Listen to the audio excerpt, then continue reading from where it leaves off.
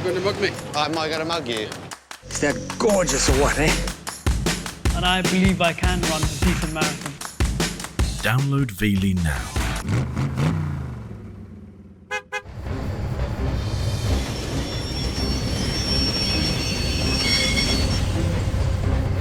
A freight train is out of control. Get on the phone. Tell them we got a runaway train.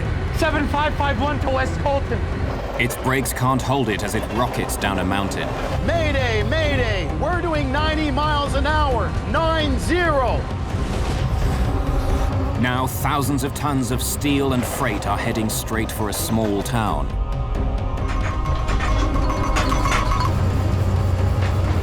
We're gonna die on that curve. An innocent mistake risks the lives of everyone on board and many more in the town below. 3,000? We're not getting any oxygen. We have the terrain alarm. Lima Tower, Aero Peru 603. We are in an emergency.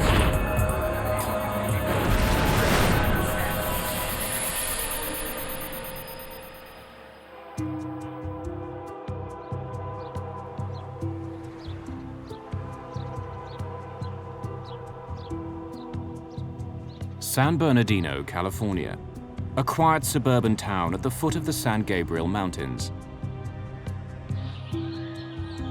It's a great place to raise a family, in between the emptiness of the Mojave Desert and the bustle of Los Angeles.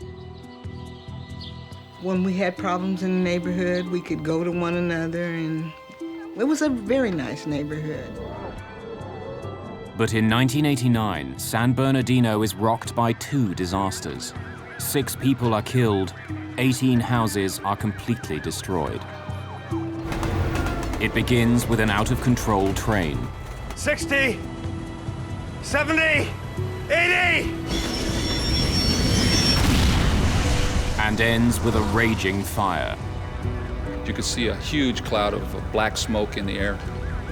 The scene looked like Dante's Inferno. The disasters appear linked, but they happen more than a week apart. Investigators comb through the wreckage to find the hidden connection. Help! Somebody help me! They uncover a series of shocking decisions which have deadly consequences for some and scar a town forever.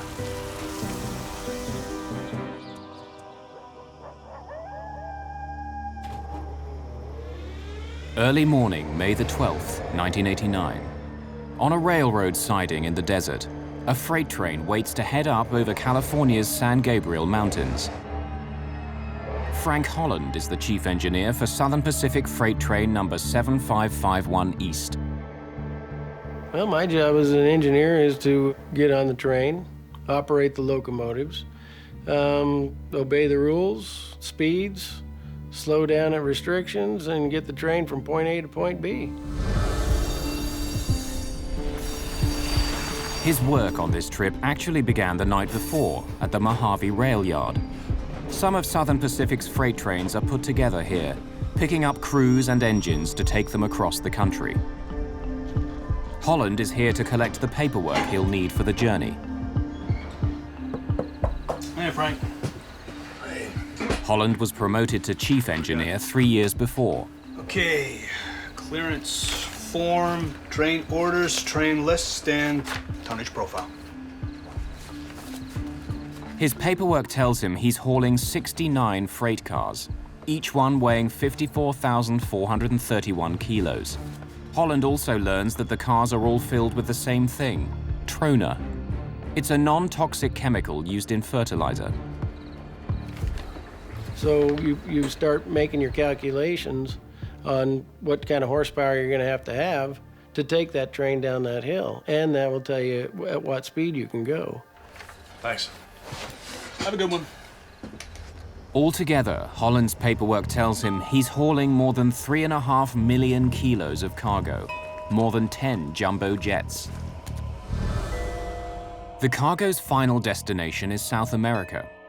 Today, Holland's only taking it as far as the West Colton terminal near Los Angeles. To do that, he'll have to haul the cargo up the San Gabriel Mountains and through the Cajon Pass. Then he'll carefully slow his huge train as it winds down the mountain. Hey guys, we're going down to West Colton. We got 69 cars filled with Trona. Everett Crown is the conductor of 7551. He'll sit up in the front engine to assist Holland. Alan Reese is the brakeman this morning. He'll ride 2 engines back. I'll be back in 3. Between them, the 3 men have almost 50 years of experience working the trains with Southern Pacific.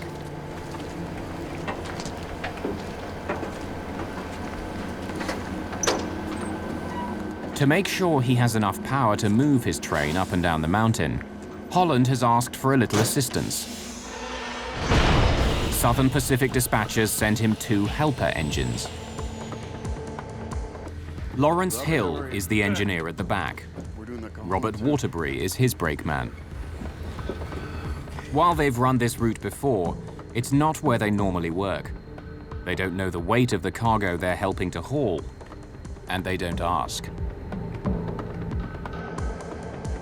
7551 East now has 4 engines up front and 2 behind. With the last 2 in place, the train is all set to go. Helper calling head end. Head end. Coupled and ready to go. Roger that.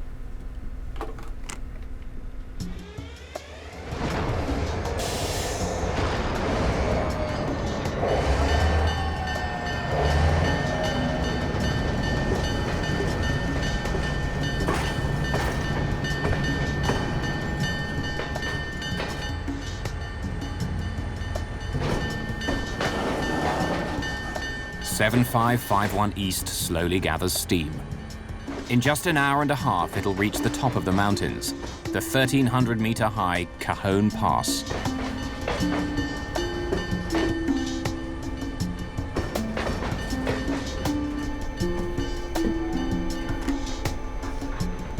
Helper to head end.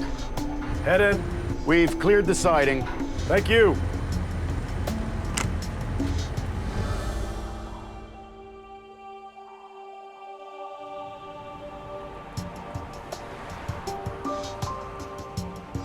On the other side of the mountains, the town of San Bernardino is slowly coming to life.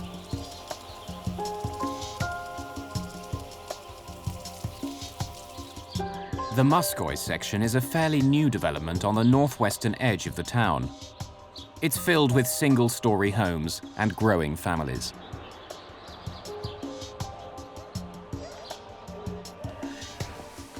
Christopher Shaw is waking up at 2326 Duffy Street. It's his mother's house, but after a fight with his girlfriend, he'd spent the night. Across the street, Ruth Green has succeeded in getting 3 children out of bed and off to school. Her only daughter, Lavon, is staying home. It's just my daughter and I, and we're just making ready for what we considered a normal morning. We had had our breakfast and was straightening up in the kitchen. One of the only things people don't like about this part of San Bernardino is the train tracks. Trains race by on top of a 6-meter-high levee. Some of the houses on Duffy Street back right up to the tracks. When the homes went up for sale, the realtor was showing my husband a home that was on the same side of the street as the tracks. The tracks would have been behind our home, and he said no, he didn't want that. Just after 7 a.m., 7551 East reaches the highest point of its trip, the Cajon Pass. It's all downhill from here.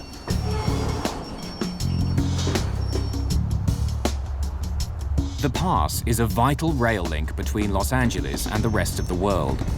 It's one of only 3 ways to get through the mountains.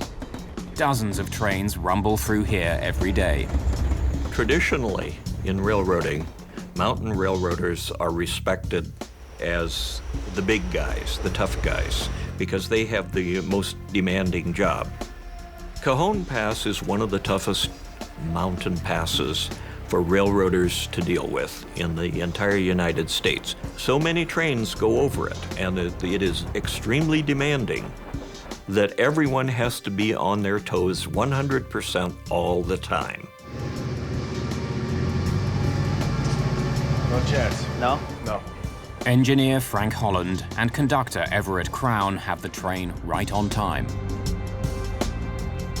There hasn't been any communication between the men at the front and the two men at the back of the train since the trip began.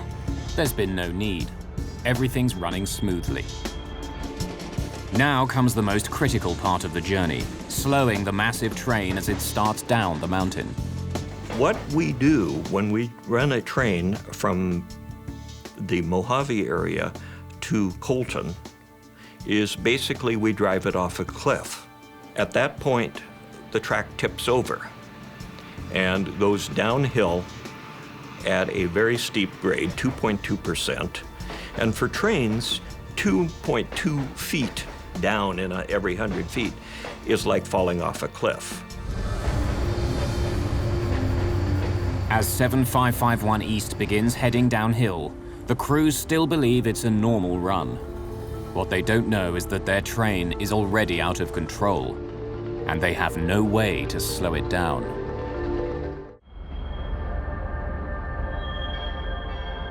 May the 12th, 1989. Just after 7 in the morning, Southern Pacific Freight Train 7551 East begins the long, slow descent from the top of the San Gabriel Mountains. The massive train is hauling 69 cars full of freight. At the bottom of the hill, the sleepy town of San Bernardino, California. As the tracks start dipping downhill, engineer Frank Holland first applies his dynamic brakes. They slow each of the 6 engines, reducing the speed of the entire train. He's only allowed to go 48 kilometers an hour through the pass. He checks in with Lawrence Hill, the engineer in the helper engine at the back of the train, to make sure he can maintain his speed. Call in the helper. This is the helper. You got all your dynamics? Yeah, I'm in full. Roger that.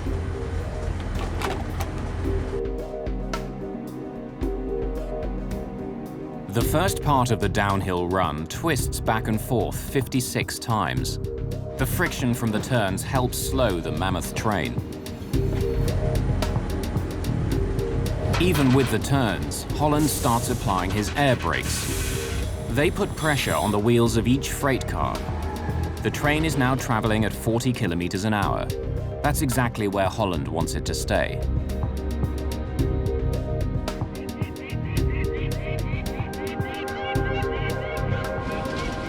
Once through the curves, though, Holland's brakeman Everett Crown notices that the train is picking up speed. Frank, we're at 30. Should be at 25.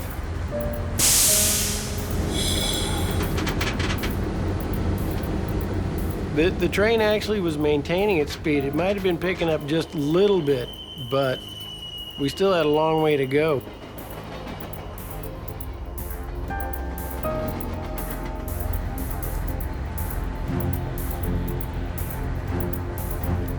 Creeping. Confused, Holland continues to increase the pressure on the air brakes. But the train just keeps going faster. By the time it reached 40 miles an hour, I was very concerned. The train was speeding.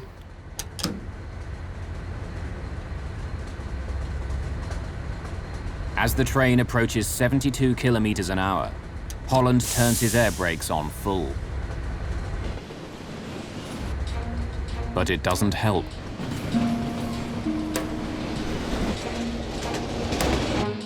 At the bottom of the hill, the track bends around the town of San Bernardino.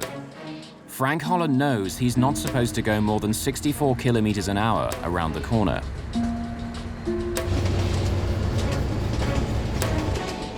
Partway down the hill, he's already going much faster than that.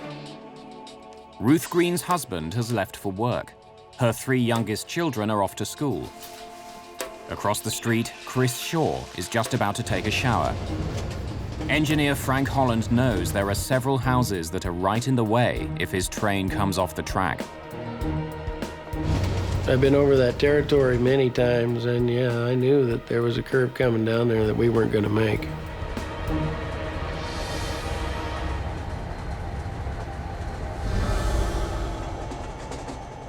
At the back of the train, engineer Lawrence Hill also knows they're in trouble. The air brakes are turned on full, but the train isn't slowing down at all. Something must be wrong up there.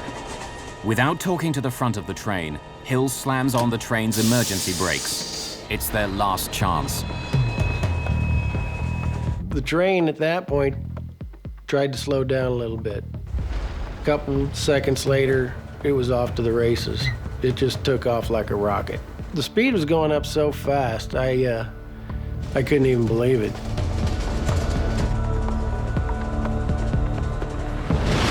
The emergency brakes haven't worked. Smoke begins pouring out from underneath the train, and it just keeps going faster. 60, 70, 80. It stopped at 90 because that's as far as the speedometer would go. But Holland knows 7551 East is still picking up speed. I'm thinking, my God, I'm fired. Actually, that's what I thought. I'm just looking at everything that I've done. I'm trying to go back and see where I had made a mistake, what had happened. 7551 to West Colton. 7551 to West Colton. We're trying to get a hold of the train dispatcher, and he won't answer. The train is out of control, and they can't tell anyone about it. At that point, we're just kind of out there by ourselves. Try that phone again. 7551 to West Colton. West Colton, go ahead. We have a slight problem. At the back of the train, engineer Lawrence Hill listens to the radio call. I don't know if we can get this train stopped. He breaks in, desperate to tell the dispatcher how dangerous the situation is. Mayday, Mayday. We're doing 90 miles an hour. 90. Out of control. Won't be able to stop till we hit Colton. But there's nothing the dispatcher can do. The train is traveling at more than 160 kilometers an hour. The houses of San Bernardino are just seconds away.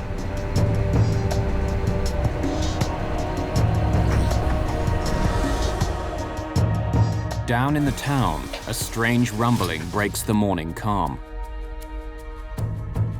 My house began to vibrate. The house was rattling so hard, I would have thought that the windows would have broke. It just got worse and worse. By then, I realized it was the train. As we were coming up to that curve, I looked over at Everett and I said, "We're gonna die on that curve." He wild-eyed, like he was just couldn't believe and just scared to death, and I'm sure I looked the same way. All I knew is that I just put my feet up there and I said, oh, hang on, here we go. And never expected to survive.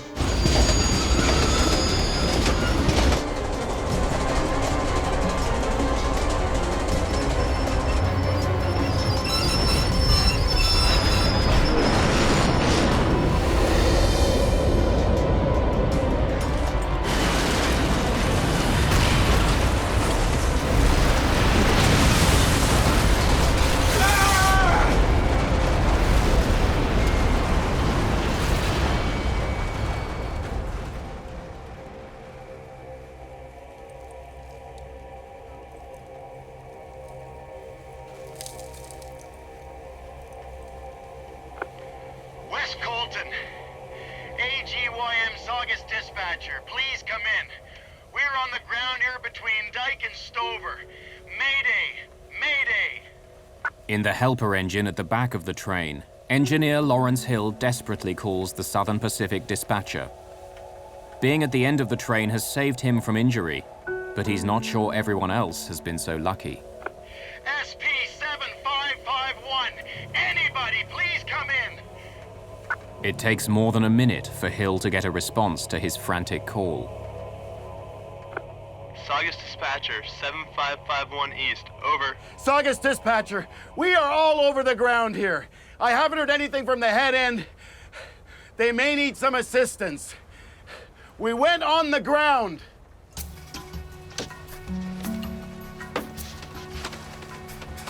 Incredibly, engineer Frank Holland survives the wreck. The man in charge of the train crawls away from his ruined engine, the first of the cars to derail. Everett! Where's Everett? We gotta get him. He's still inside. Let's get you down first. He's helped out of the train by eyewitnesses to the disaster. And they pulled me off of the locomotive and set me down. It was just, I just couldn't believe it. The cars were just mangled. The locomotives were destroyed. It was just, you know, unbelievable devastation. I look back at that and I went, oh my God, what did I do?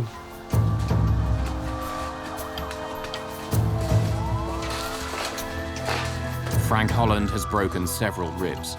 One of his lungs is punctured. The man who was riding with him, Everett Crown, is soon found dead. As is Alan Reese, the brakeman who was riding in the third engine.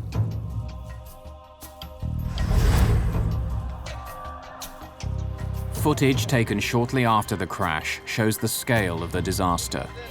7 houses have been destroyed. The train itself is a write-off. As the dust cleared, then you could see some of the cars had, you know, toppled over. You could see that it looked like, you know, some houses were gone. You could see just a twisted, jumbled mass of metal. These cars are turned over. You're really trying to grapple with, what is this? What's happened?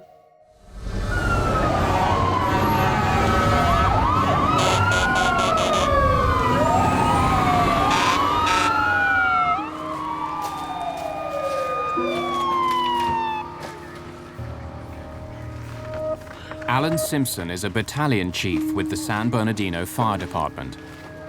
The house that we focused on, with the information that the mother gave us about one individual, was totally obliterated. You wouldn't recognize it as a house. It looked like a jumble of somebody gone through it with a bulldozer. They were hollering that there's somebody still in there. We later learned that that was where Chris Shaw lived. And when you looked at that house, it was like you would say there was no way anybody could still be alive under all of that rubble and wreckage. The wreckage is also hiding an explosive problem no one in the neighborhood knew about. Running alongside the railway, about 2 meters below the ground, is a pipeline carrying fuel back up the mountain. If it's been damaged in the derailment, a single spark could cause a major explosion.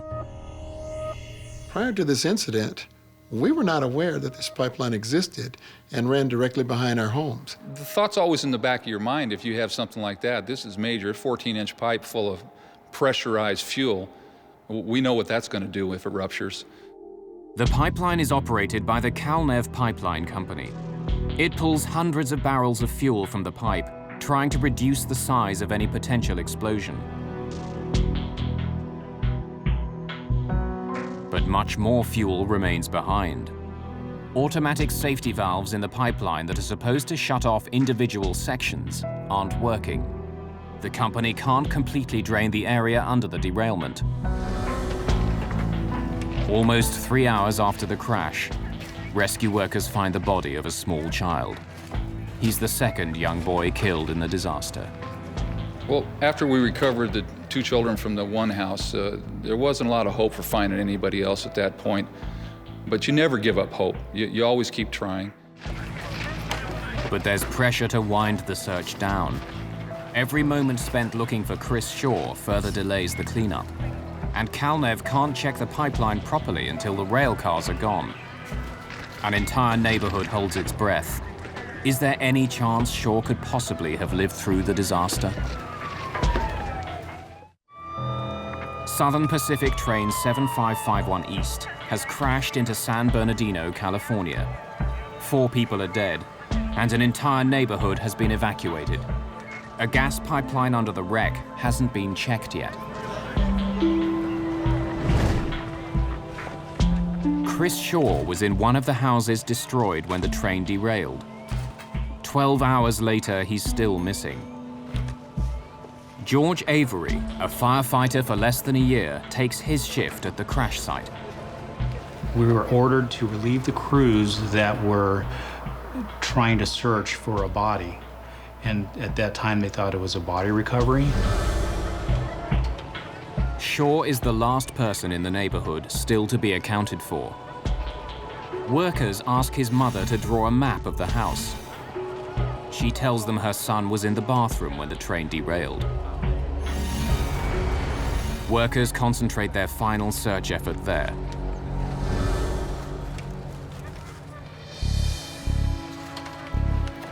There's pieces of the house itself sticking out of this big potash mound. So you have studs and rafters and roof covering. So they gave me a specific area, so I started removing the product.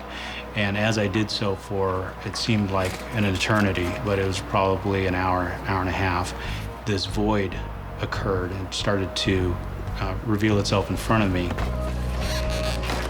As Avery reaches into the opening, he feels something snag his jacket. So then I immediately pulled it out, thinking it was caught on a nail or whatever. As I pulled it out and looked inside, I saw this hand waving in front. I found him! I found him! Help! Somebody help me!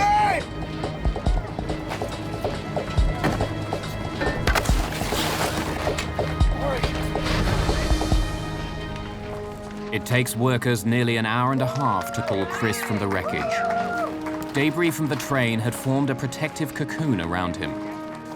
It gave Shaw air to breathe and kept the jagged metal from crushing him. We were absolutely amazed that he lived, especially that long. We're talking about most of the day. Really didn't think he had much of a chance, so when he came up out of there, it was just stunning. With Shaw's rescue, everyone in the neighborhood and on the train has been found. The wreck of 7551 East has killed 4 people, injured 4 more, and totally destroyed 7 houses.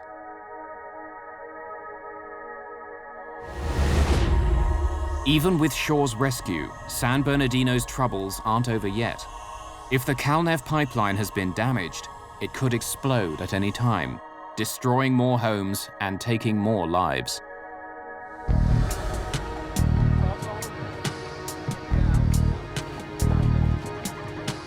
With that threat hanging over the neighborhood, the search for the cause of the derailment begins. William Pugh and Russell Quimby are with the National Transportation Safety Board. By the time the team got there, it was fairly late and it was dark, and the scene looked like Dante's Inferno. A lot of wreckage, a lot of parts still, particularly the brake parts, wheels, red hot, still after 12 hours. Wheels had gotten so hot they'd literally expanded off the axles. The friction between the wheels, the brakes, and the tracks was so intense that the wheels themselves began to liquefy, turning to molten steel as the train sped down the hill. Investigators know the train's brakes couldn't slow it down, but why?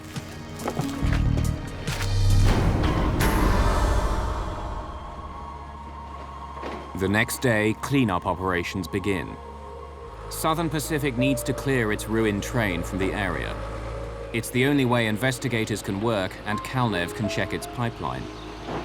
Southern Pacific has all of the cars moved 2 days later, but the ground is still covered with 7551 East's cargo, hundreds of tons of trona.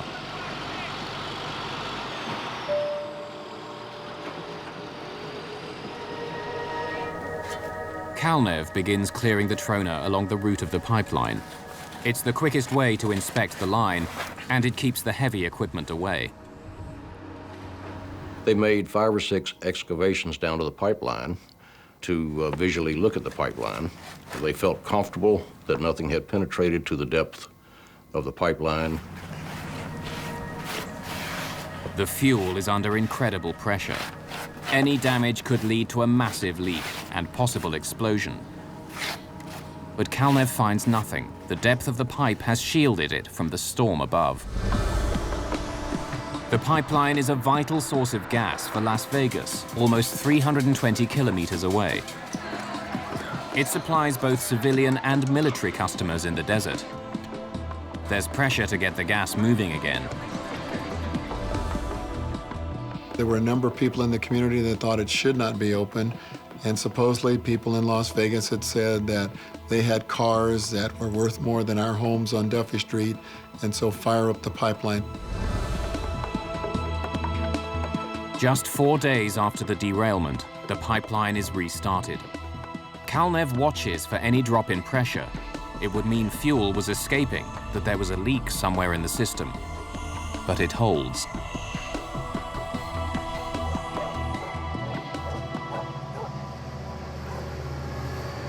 The very same day, Southern Pacific finishes its repairs on the damaged railway.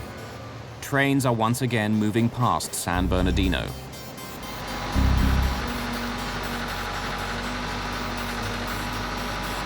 The cleanup isn't quite finished, though. More of the ash-like cargo of train 7551 East is littered across the area. Heavy machinery comes in to dig it up and haul it away. The huge machines could easily damage the pipeline, so it's carefully marked with stakes. I told my husband one evening that I smelled gas, but we had been reassured that they had inspected this line and that there were no leaks. I was at the accident site until it was finally cleaned up and there was a fence put around the area and secured. And it looked like everything was fine.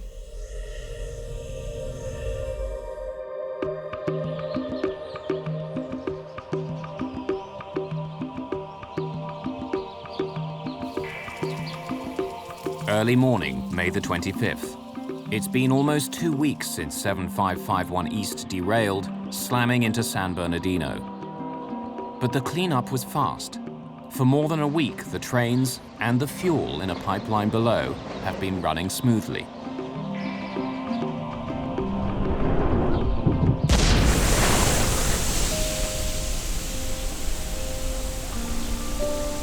Then, from a clear sky, rain seems to fall.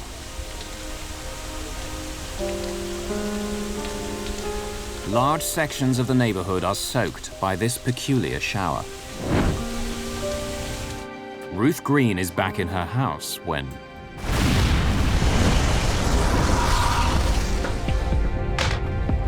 for the second time in a month, she's confronted with a horrifying sight.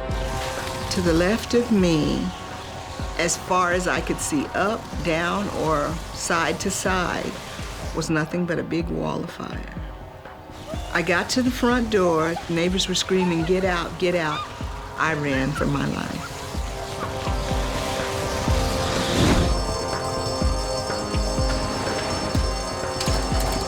Once again, the fire department responds to a major disaster on Duffy Street.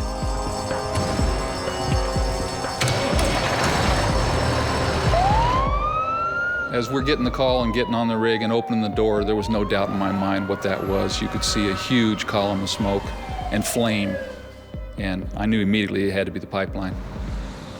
A tower of smoke and flame reaches more than 100 meters into the sky.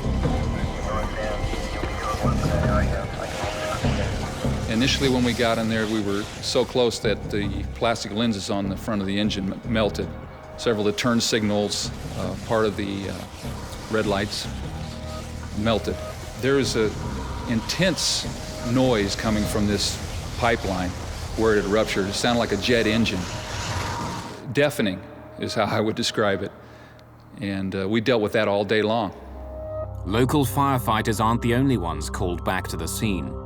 I got a call, report to the chairman's office. I went down to the chairman's office, notified that the pipeline blew up, and that I should get my team together again. The area looked more or less like a war zone, where a lot of damage, a lot of fire damage had been done. Houses in the area were incinerated. Once again, Kalnev, which runs the pipeline, can't shut its emergency valves. Almost 2 million liters of fuel burn for more than 7 hours. By the time the flames are out, 2 people are dead. 3 more are injured. Another 11 houses have been destroyed. The residents of San Bernardino are in shock. They talked about the fact that one of the people that died, that all they really could find was their shoes that were left in one spot. And that, you know, the mental picture of that, it troubles you quite a bit. After the fire, it was over for me. I couldn't see myself living in the house anymore. It really scared me just that bad. What people here will soon learn is that all of the damage, pain, and suffering is the result of a simple, horrifying mistake.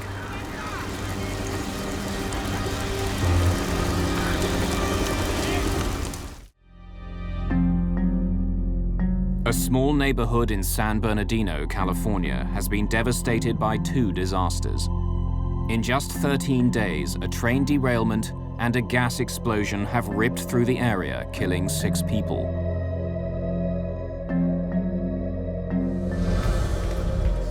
Investigators with the National Transportation Safety Board study both accidents. With the train crash, they focus on black boxes, which were recovered from 3 of the engines. And that records distance, speed, throttle position, air brake pressures that we tried to figure out what speed the train eventually got to. It exceeded the graph. The black boxes reveal that 7551 East had probably reached the incredible speed of 177 kilometers per hour before derailing. The speed limit on the curve was just over 60 kilometers an hour. Although the train's brakes had been applied, it continued accelerating.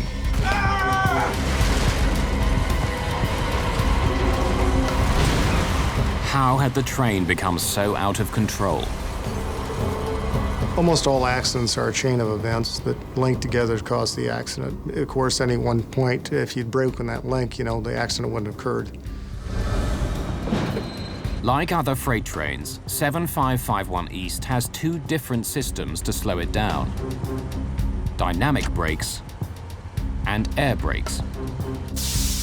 Air brakes push a block against the wheels of each freight car. The greater the pressure applied to the block, the slower the train goes. Investigators learned that the air brakes were working properly as the train started down the hill.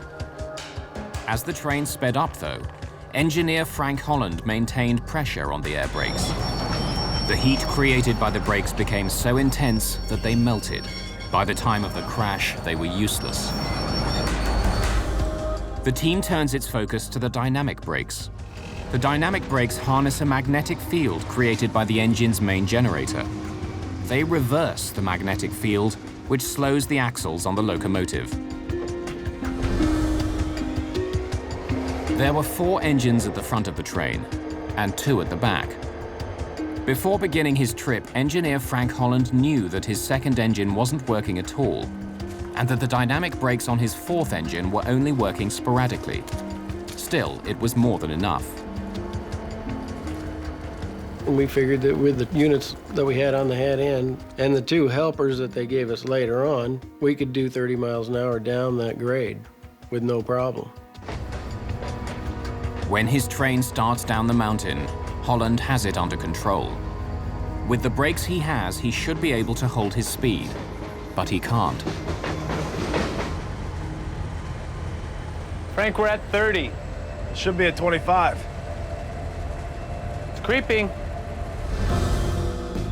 What the NTSB investigators discover from the black boxes is stunning. The brakes on the 3rd engine at the front of the train didn't work at all as 7551 East gathered speed. During the trip, Holland had even checked with the brakeman in the 3rd engine. Alan. Yeah. What are your dynamics like? They're revving. But the black boxes show investigators that even though the dynamic brakes were making the noise they usually make, they weren't working. They weren't helping slow the train down at all. But it gets worse. Coupled and ready to go. Roger Of that. the 2 engines added to the back of the train, 1 didn't have any braking power either. Lawrence Hill, the engineer at the back, knew it, but he never told Frank Holland. He didn't communicate to him that he had only 1 locomotive at a dynamic, the other one was out. The helper engineer thought that the dispatcher would notify the lead engineer. Call in the helper. This is the helper. You got all your dynamics? Yeah, I'm in full. So when Holland asks Hill at the back of the train if he has all of his dynamics, Hill says yes. But he only means in the 1 engine. It's a startling discovery. Holland doesn't have anywhere near the braking power he thinks he does. Investigators studying the black boxes uncover one more secret of the train's terrifying ride down the mountain. Something must be wrong up there.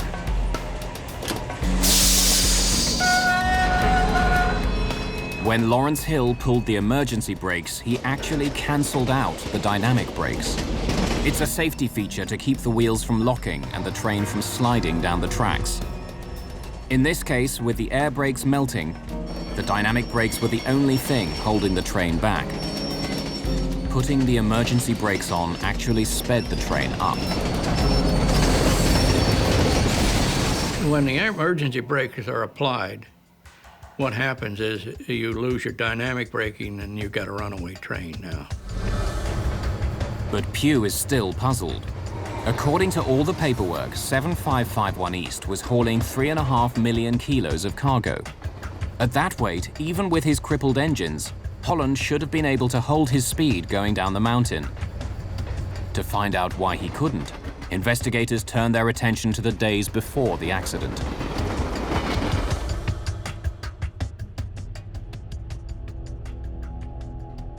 "7551 East was pulling a shipment for Lake Minerals.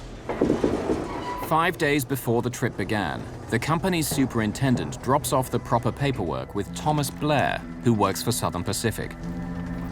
The paperwork outlines what's in the shipment and, normally, how much it weighs. Thanks. In this case, though, the weight was not filled in. Lake Minerals believed each of the cars was filled to its maximum, 90,000 kilos. Hey! Hey! Since that's what the company expected, Lake Minerals didn't think there was any reason to put the number down. But Blair knows that to fill out the proper computer forms, he'll need to have a weight, or the train won't be able to leave the train yard. Blair has been working with Southern Pacific for 17 years. He's seen thousands of freight cars leave his yard. He makes an educated guess that the material in each car on the train weighs 54,000 kilos. But Blair's guess is a tragic miscalculation. Every single freight car on 7551 East is actually carrying 36,000 kilos more material than he estimated. Across 69 cars, it means that the train is actually more than 6 jumbo jets, 2.5 million kilos heavier than anyone thinks it is. Nobody caught the fact that the weights were way under. Train orders, train lists, and tonnage profile. From then on, the engineer had a profile of the train that showed 6,100 ton. I'll be back at 3. Okay. He operated that way, and it was wrong. It was dramatically wrong. I mean, that was only 2/3 of the weight of that train. That train was doomed, and we just didn't know it. Frank Holland was in trouble before his trip began. Even if all of his engines were working, it would have been a difficult trip down the mountain. With all the problems he had, he simply didn't have the power to slow his enormous train down. Crashing into San Bernardino was all but inevitable from the beginning. The wreck of 7551 East was a preventable disaster. Investigators are about to discover that the explosion which followed didn't have to happen either.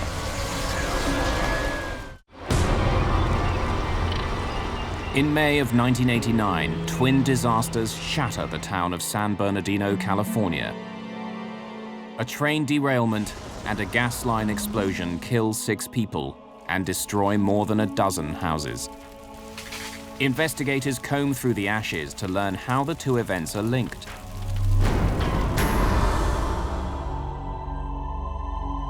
The pipeline was 2 meters below ground. And in the days after the derailment, CalNev examined it closely. They couldn't find a single dent or crack where the train had broken through the earth. The train crash hadn't seemed to weaken the pipeline. And when gas began pumping through the pipe, there was no loss of pressure, no warning sign of a problem.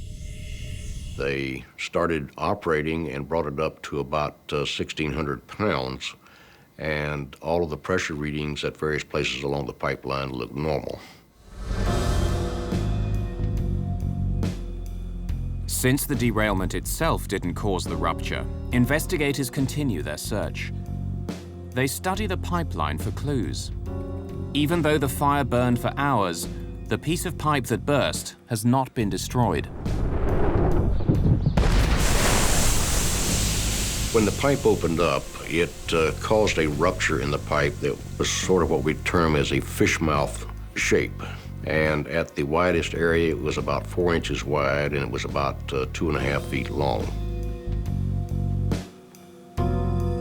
Like forensic investigators, the NTSB looks for a telltale fingerprint that will help them discover how the pipe broke. Near the spot where the pipe ruptured, investigators find dents and several deeper gouges. The marks are like wounds on a murder victim. If investigators can find out what caused the marks, they'll discover what caused the pipeline to burst. We knew that there were deposits of hardened steel left in the gouges. We knew that whatever piece of equipment had damaged the pipe had teeth on it that were hardened steel. There are several possible suspects. A number of front-end loaders and one large backhoe used during the cleanup all had hardened steel teeth. But Batten can never pinpoint the blame. Well, the NTSB determined that the damage to the pipeline was done during one of two phases, either the cleanup of the train wreckage or it was done during the time in which the trona was being cleaned up after the train wreckage had been removed. Two mistakes resulted in a pair of disasters for San Bernardino and the death of 6 people.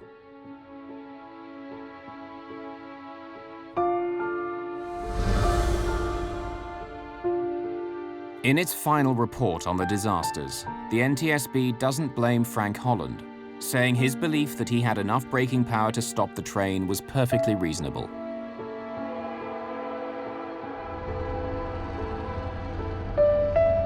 Holland still rides the rails, but he's never made the trip down the San Gabriel Mountains again. Psychologically, I just don't think I could take it. I don't think I could relive that. Every time I went down, I would relive it. And I choose not to do that. It'd just be too painful. Calnev, the company that operated the pipeline, was called to account for not checking it after the cleanup operations were completed. Lawsuits against the company were settled out of court. Calnev, in hindsight, I think would agree that they should have been much more thorough in their inspection. They got comfortable with what they saw, and they made an assessment without adequate information that it was an undamaged pipeline and okay to operate. Thomas Blair, who incorrectly filled in the paperwork, was never charged. But after the disaster, Southern Pacific changed its rules so that every freight car without a specified weight was assumed to be carrying its maximum allowable load. Southern Pacific also settled a number of lawsuits out of court. The company no longer exists. It was bought out years after the disaster.